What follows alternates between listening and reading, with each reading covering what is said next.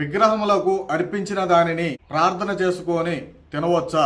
ప్రార్థన చేసుకొని తింటే ఏం కాదని కొంతమంది సేవకులు చెప్తున్నారు కదన్నా, అలా నిజంగా ప్రార్థన చేసుకొని తింటే ఏం కాదా?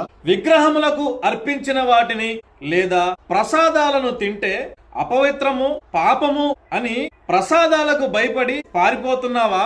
అయితే నీవు బలహీనమైన మనస్సాక్షి గలవాడివి అని కొంతమంది చెప్తున్నారు పాస్టర్లు. విగ్రహాలలోనూ వాటికి అర్పించిన వాటిలోనూ ఏమీ లేదు అని ధైర్యంగా వాటిని తినగలిగితే నువ్వు జ్ఞానము గలవాడివి, బలమైన మనస్సాక్షి గలవాడివి అని చెబుతున్నారు. ఎందుకంటే భోజనమును బట్టి దేవుని దగ్గర మనము మెప్పు పొందము. తినకపోయినను మనకు తక్కువ లేదు, తినినందున మనకు ఎక్కువ లేదు. విగ్రహము వట్టిదే కాబట్టి వాటి ముందర పెట్టిన తిను పదార్థములలోనికి ఏమీ వచ్చేయదు, అందులోనికి విషమేమి రాదు. నీ ఆలోచనలోనూ నీ అనుమానంలోనే ఉంది అసలైన విషయం.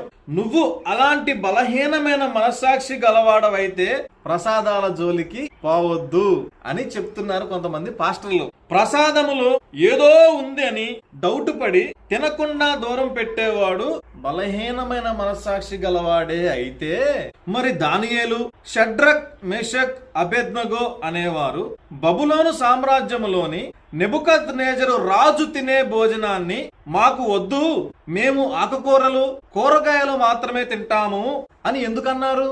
వాళ్ళు అంత బలహీనమైన మనసాక్షి గలవారా?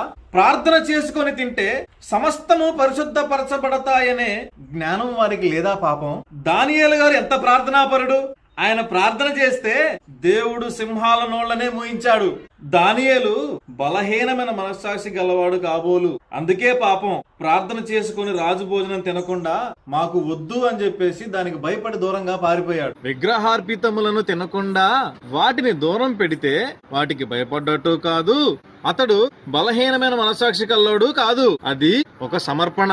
అలా సమర్పించుకొని వాటికి దూరంగా ఉన్నందుకే దానియేలు గారు సింహం బోన్లో ఉన్నా కానీ అవి ఆయన్ని ఏమీ చేయలేకపోయినాయి. షడ్రక్, మేషక్, అబేద్నగో అనేవాళ్ళు అగ్నిగుండంలో ప్రవేశించినా కానీ వాళ్ళకి ఏమీ కాలేదు.